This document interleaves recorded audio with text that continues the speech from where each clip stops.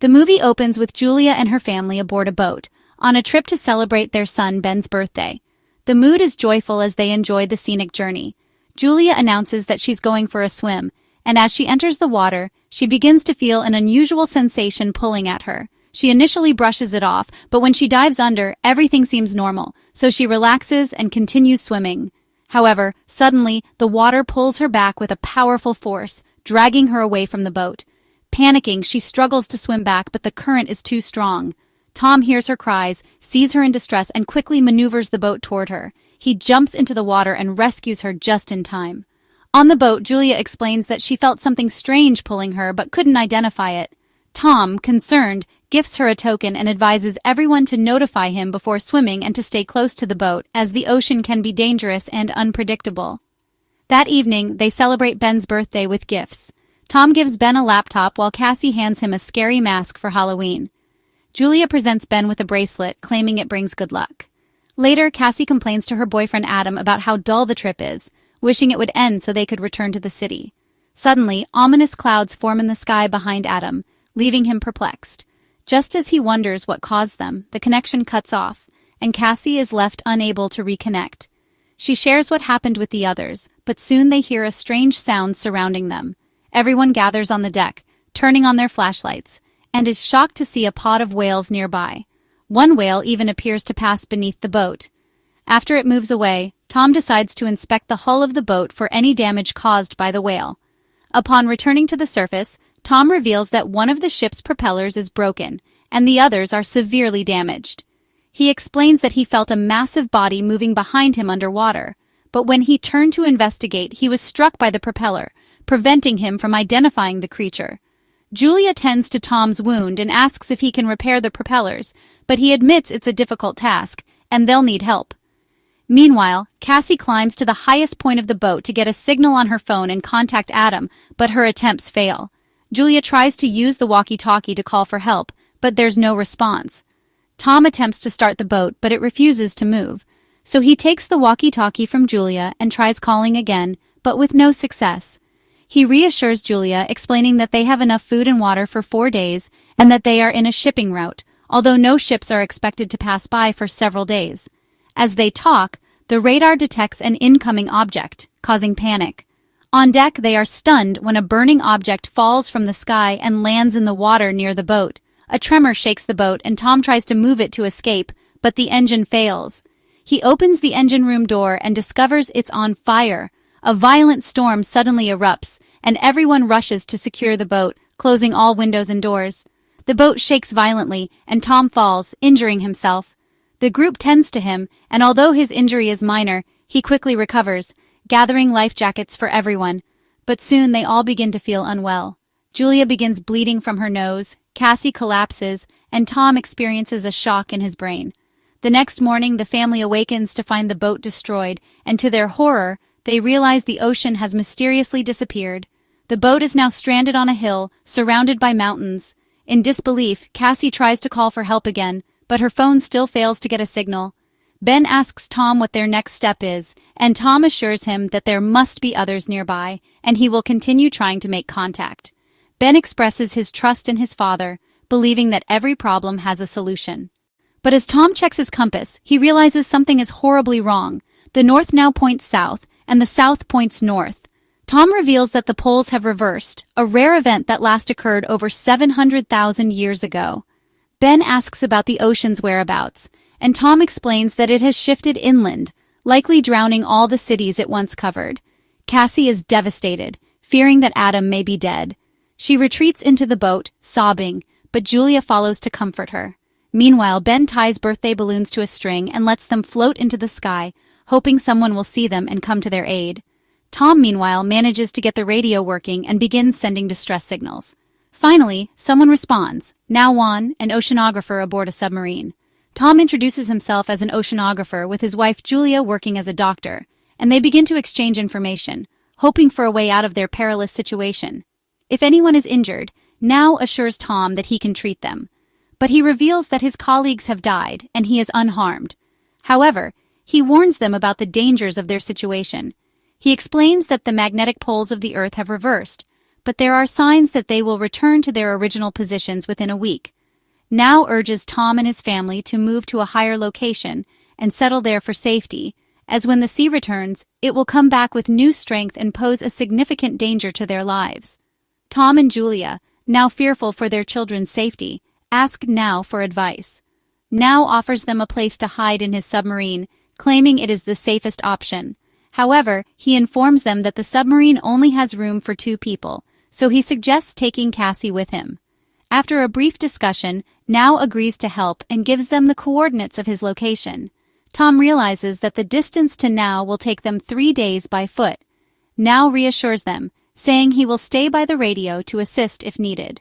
Tom tells Julia they should rest well that night, as they will begin their journey the following day.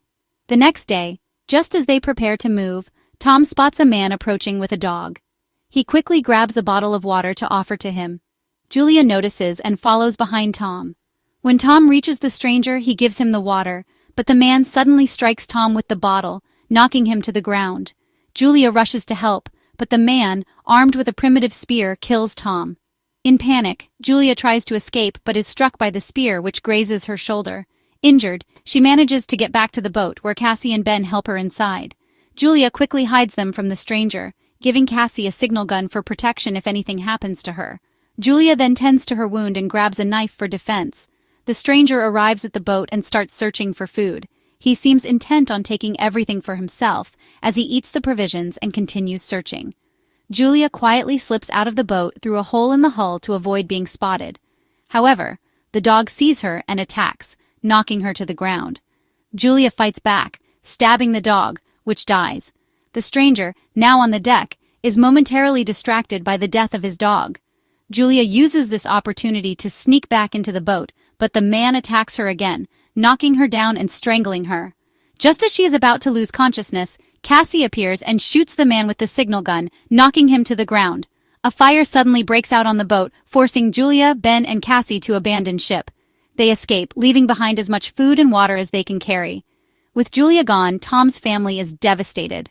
However, Julia, who had been presumed dead, regains consciousness and emerges from the water. She finds her children and urges them to run before the stranger catches up.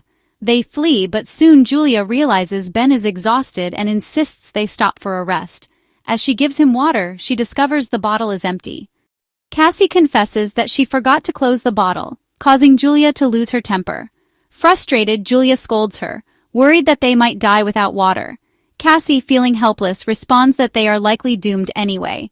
Julia's frustration boils over, but she regains control and they continue their journey. As they walk, they see signs of the ocean's disappearance, including a large number of dead fish. Suddenly, Julia spots the stranger chasing them again. She grabs her children and they run with all their strength, putting distance between themselves and the man.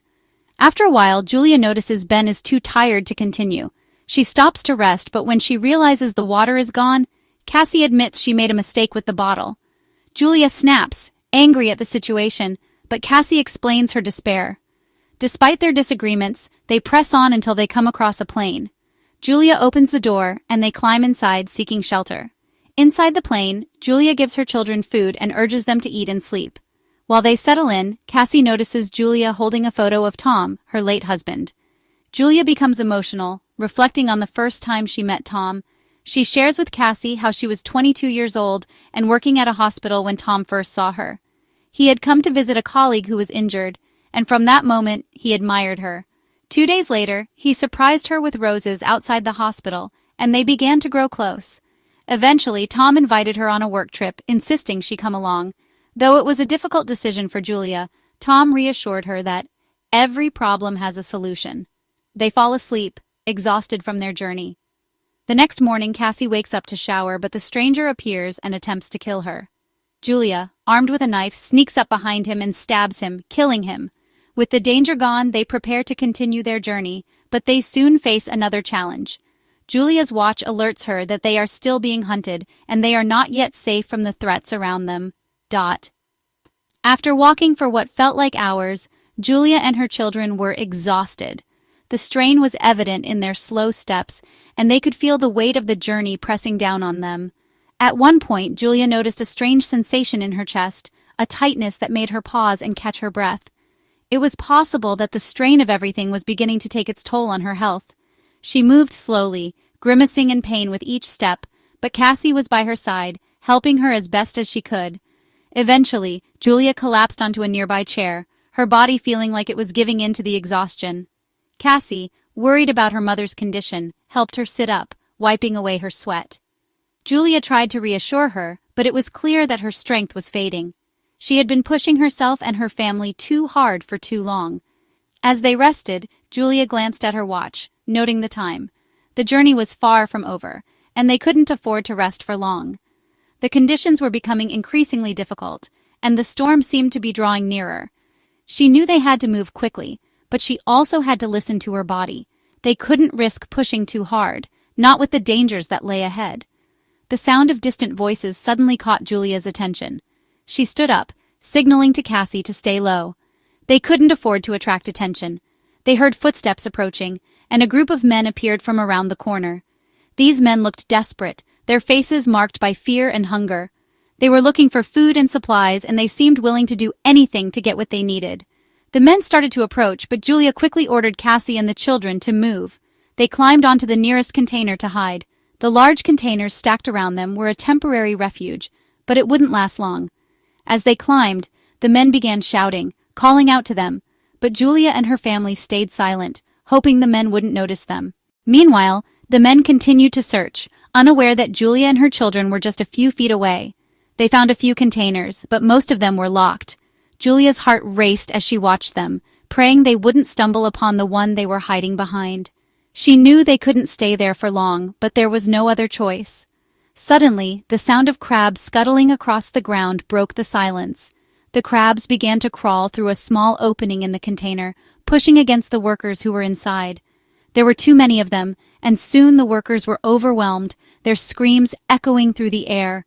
The crabs had quickly overtaken them, and one by one, the men were killed. Julia and her family stayed hidden, watching in horror as the crabs tore into the workers. It was a brutal scene, one that left them shaken but alive. The storm was growing stronger, and Julia knew they couldn't stay on top of the container for much longer. The sandstorm was beginning to pick up speed, and they had to find shelter fast. With no other option, they descended into the container, using it as a refuge from the storm. Inside, the air was thick with dust, and Julia's breath became shallow as she tried to control her panic. She checked on the children, making sure they were all right. Cassie clung to her side, her small hands trembling from the fear and the cold. Julia had to act fast. She knew that the storm would only get worse, and they needed to make their way to the submarine, the only place where they could be safe. She quickly checked the map again, confirming their location. They were close, but time was running out. The storm was relentless, and the ocean was rising faster than she had anticipated. With a deep breath, Julia gave Cassie a signal to get ready. They had to move quickly. As they prepared to leave the container, Julia fired a shot from the signal gun into the sky. It was a distress signal, a last-ditch effort to call for help. The shot echoed through the sky, and for a moment Julia wondered if anyone would respond. Just then, they spotted a large rock formation in the distance, partially obscured by the storm. It was their only chance to reach the submarine before the ocean swallowed everything. Julia's heart raced as they made their way towards it, their feet slipping in the thick mud and sand. The storm was deafening, and the children were struggling to keep up, but Julia wouldn't let them stop. When they finally reached the rock, they paused for a moment to catch their breath.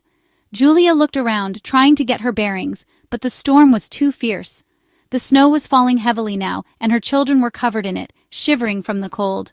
The men who had been chasing them earlier were nowhere to be seen, but Julia knew they couldn't afford to relax. The danger wasn't over yet. Cassie looked up at her mother, her eyes filled with fear. She asked if they were going to make it, and Julia could only nod, trying to hide her own uncertainty. She knew they had to keep going, but the weight of the journey was starting to break her. They continued on, moving quickly, but Julia's body was weakening. She could feel the pain in her chest intensifying with each step. The crabs had retreated, but there were other dangers lurking in the storm. She had to get them to safety, but the storm was making it harder to see, harder to breathe. Finally, they reached the submarine, and Julia felt a moment of relief. But as they entered the vessel, they knew the danger wasn't over.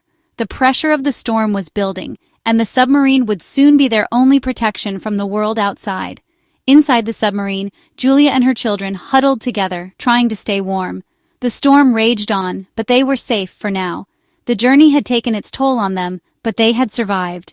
As the storm continued to rage outside, they knew that they would have to face whatever came next, together.